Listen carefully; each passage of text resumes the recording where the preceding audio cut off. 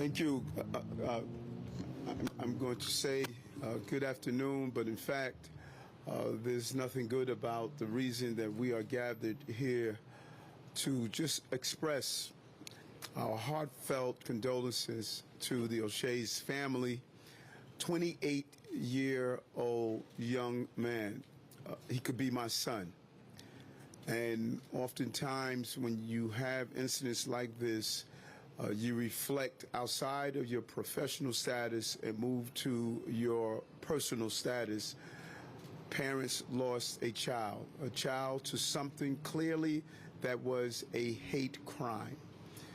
And I want to thank the New York City Police Department. Chief Kenny, who's here, will give an overview of the apprehension of the perpetrator involved. And it should be important to point out that that apprehension took place because everyday New Yorkers contributed basic information we needed to identify and to apprehend. And the issue itself made an attempt to give the impression that it came from hate from the Muslim community towards the LGBTQ plus community. That was in fact not true. These are both important communities in the city of New York. They contribute to the community. Both communities I have worked with on so many occasions, and both are against any level of hate. And both communities have been victimized by Islamophobia, anti-gay, and other forms of hates. Their voices have been loud and clear that they stand united against fighting any form of hate in this city. Young Oshae was a dancer, dancing to one of our iconic artists, Beyonce, just enjoying what everyday New Yorkers do, coming to the city to really enjoy the freedom of expressing himself the way New Yorkers are allowed to do. Our message today to both the Muslim community and the LGBT plus community, as well as all others. This is a city where you are free to express yourself, and that expression should never end with any form of violence. And the police department took this case as seriously as any other case, but to make sure we can bring the perpetrator to justice. And yes, it was announced yesterday that we apprehended the suspect. And I want to now turn it over to Chief Kenny to go over the preliminary information before introducing two representative leaders in both the LGBTQ plus community and the Muslim community. Chief. Thank you, Mr. Mayor. Good afternoon. I'm Assistant Chief Joe Kenny from the Detective Bureau. On Saturday, July 29th, at approximately 11:15 p.m., 70 precinct patrol officers were directed to the vicinity of Coney Island Avenue and Avenue P for multiple 911 calls reporting that a man had been stabbed at this location. Upon arriving at the scene, the officers encountered a male laying on the sidewalk behind you. He was suffering from a single stab wound to the left side of his ribcage. The victim was identified as Mr. Oshae Sibley, male black, 28 years old, currently residing in Brooklyn. He was transferred to Maimonides Hospital, where he was pronounced dead at 12:33 in the morning. Detectives from the 70 Precinct Detective Squad and Brooklyn South Homicide Squad immediately responded to the scene. A witness and video canvas quickly yielded positive results. Recovered video showed that the victim and his friends being confronted by a group of males and being harassed. We can see on the video a heated verbal dispute quickly turns physical. This results in Mr. Sibley being stabbed one time, causing his death.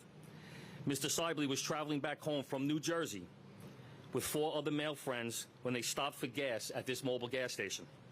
As they waited to refuel their vehicle, Mr. Sibley and his group began dancing to music that was being played in their car.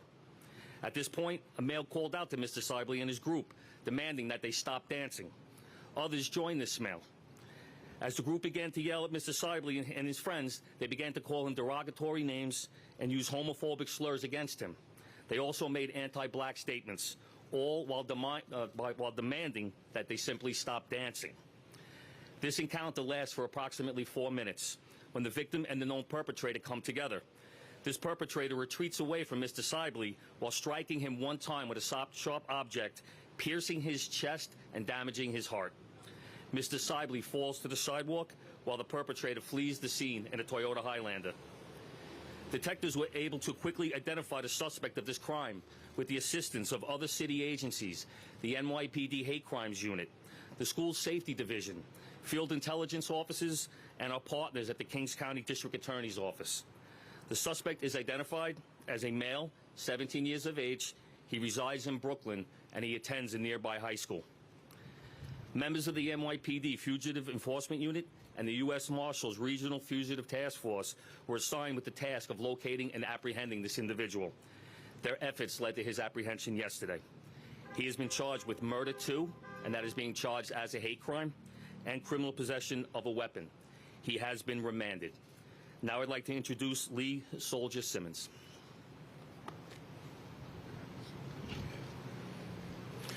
Hello, everyone.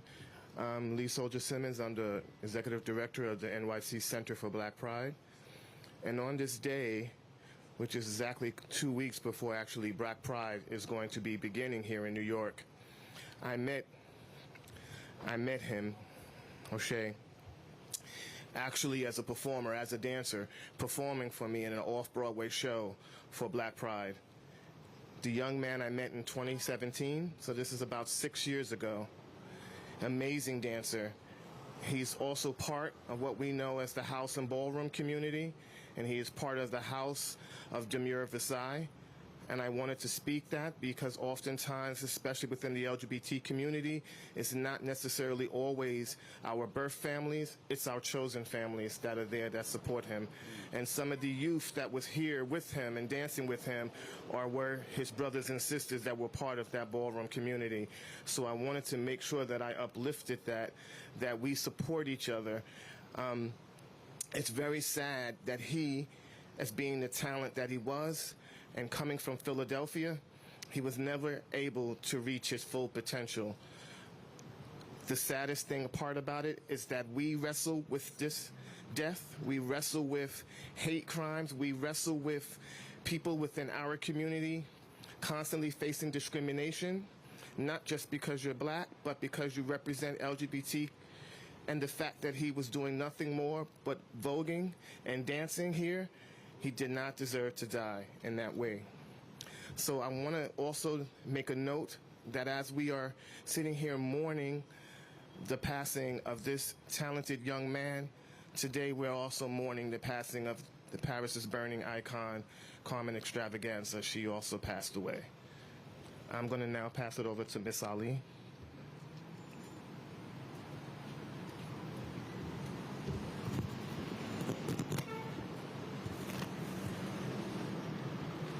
Assalamu alaikum.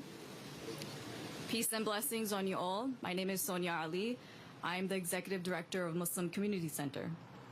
Today, we stand at the very spot where a life was tragically and unjustly taken just a week ago.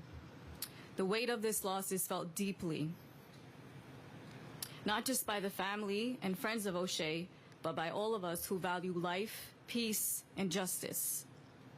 At the gates of Harvard Law School, there's a verse from the Quran inscribed that reads, "All you who believe, stand out firmly for justice as witnesses to God, even as against yourselves or your parents or your kin, whether it be against rich or poor. For God can best protect both." This verse serves as a testament to the universal value of justice, a principle that is deeply embedded in the teachings of Islam. As Muslims, we believe that justice is one of the most valuable traits one can possess. The sanctity of life is paramount, and the Quran states in chapter 5, verse 32, "Whoever kills a soul unjustly, it is as though he had killed all mankind. And whoever saves a life, it is as though he had saved all mankind."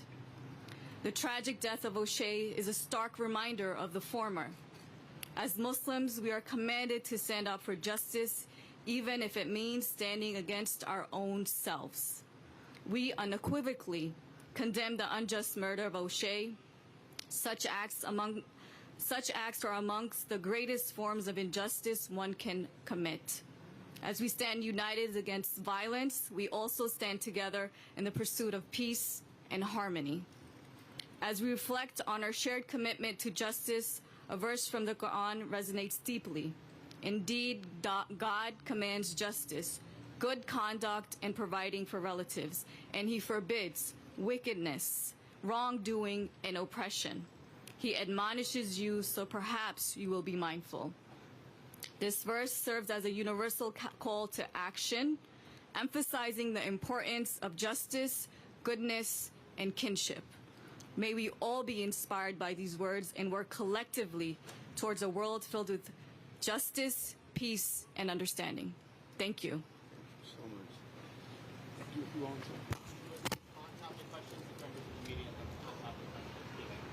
Yes, for the detective.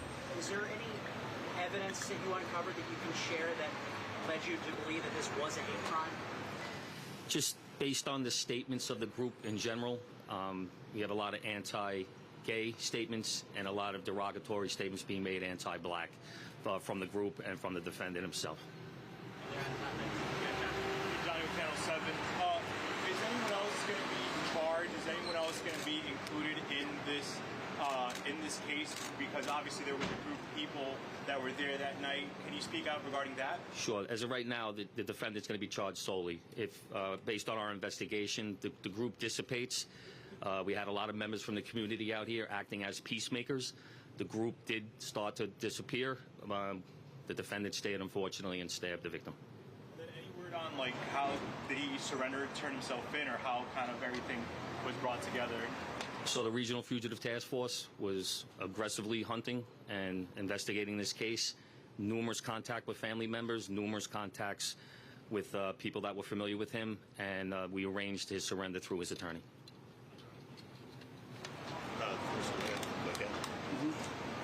And I just want to respond also to turning himself in.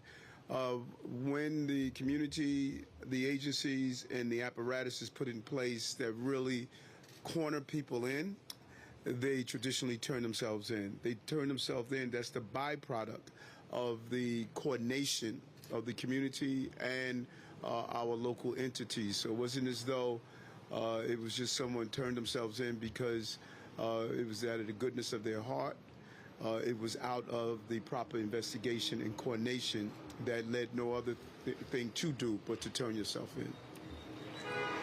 That's not. People listen. We're talking about the narrative and tension between the Muslim and the LGBT plus community that we're rejecting. Last night they weren't talking about that at all. There was all this talk about we protect ourselves and also that the police terrorize people in the community. That kept coming up. I just wondered what your message is to the people who are mourning and here and then dancing and felt that way.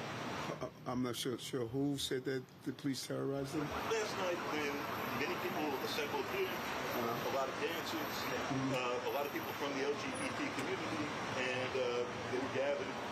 There was not really anything directed at the Muslim community. There was frustration directed at the police who were here and were very kind and decent. So I just wondered what your message. Yeah, I'm gonna let you go, sir. You know, when people are in pain, they express their pain. When you look at the gay officers action lead, when you look at the coordination with all the different entities, you know, people express themselves when they are in pain. I think the relationship between the NYPD and the LGBTQ plus community is a solid relationship.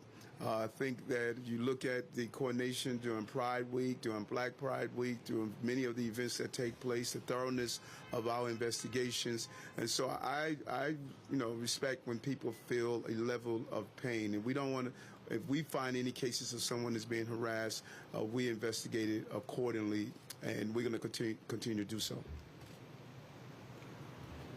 Last night was the community's response to Oshae being killed here. And the community wanted to come back here to the space to let them know that we're not going to tolerate that anymore. It's unacceptable, right? So You had many people here. You had people from within the ballroom community. They wanted to dance and show solidarity to we're here too. We're dancing. It was to make a formal statement that the community is united, that we are against the particular racism and discrimination that we face all the time, and we wanted to come together to address that. Should members of the LGBT community be afraid to do what Oshae did? I don't think that any human being should be afraid to live their life and express themselves. However, it is the reality that we do face, right? We face it every day. We face discrimination. We face laws that are being passed right now. There are how many laws that are right now that are pending that are anti-LGBTQ across this country. So young people are definitely going to stand up. It is their job to stand up and say, we're here, we exist, this is about their human right, this is about their civil right, and so they came here to say, we're here, you're not going to get rid of us, we're not going to be afraid, we're not going to hide in the shadows. You know. Thanks. Mr. Mayor, the fact that this is a 17-year-old, is that, what feeling do you have on that, the fact that this is a very young person? And that's a great question because what you're seeing that is happening to our youth in this country in general, but specifically here in New York City, is something that we should all be alarmed about. We saw it yesterday down at Union Square. This is not a policing issue. This is a parenting issue. And we need to be clear on that. Police is the response after an incident happened, but there should be a proactive approach. When I looked at what happened in Union Square, the first thing I did was text my son and say, where are you? Are you in Union Square? And I wonder, with the thousands of children who were there, hurling dangerous objects at police officers, disrespecting the residents in the area, attacking each other. How many parents text their children? And, you know, that old commercial that says 10 p.m., do you know where your children are? How many looked at that and said, let me text my son, let me call my daughter, are you down there? And so police is not going to be able to resolve these issues on our own. The great level of restraint we saw yesterday by the New York City Police Department, that could have turned really ugly. And as I monitored and communicated with the on-the-ground teams, telling them these are young people, we have to, be mindful of that as we bring back order. That's the same in this incident. 17-year-old, you're not born with hate. So what are we doing as adults that creates this energy of hate? And that energy that's created is not coming from a community such as the Muslim community that is aware of the hate that they see every day. It's not coming from the LGBTQ plus community of the hate they experience. So it's coming from other entities that we need to fight against. And the only way we can win is we are united in our fight. And that's why we're standing here today on the announcement of this apprehension. Question. What's your message to parents? I mean, clearly, like you said, as a 17-year-old, yesterday there was a chaos erupted, young people. Your message to parents, what would you say to that? And, it's difficult being a parent now with so much weight and so many obligations they are facing. I know my role with Jordan and the responsibilities that I have. Our children cannot be raised by social media. Our children cannot get their values, their beliefs from social media and other outside entities. And it's about being aware that the things that my mother needed to raise me is different from the things that parents need today. Our children are being inundated by influencers, by those who consider themselves to be credible messengers. This young man yesterday, he had a substantial number of followers. People came from outside the city to be there, and I want us to, we're further looking into whether there's some even outside agitators. You don't come to get free Game Boys and bring smoke bombs and bring M80s and bring other disruptive items. And so we believe there were some outside influences that may have attempted to aggravate this situation. And I cannot say enough for the police department yesterday. I don't think people realize the level of discipline that was showed to take a very dangerous, volatile situation and to be able to bring it to a level of resolve without any loss of life, any substantial damage to property, and without young people harming themselves. And, you know, that's the type of discipline it takes and the type of dedication that it took to bring this person to justice. We're going to create an environment where the city is safe, and one should be allowed to dance, to express themselves, to dress the way they want. This is what I fought for years ago with the Gay Officers Action League, and I'm not going to relinquish that fight as the mayor of the city of New York.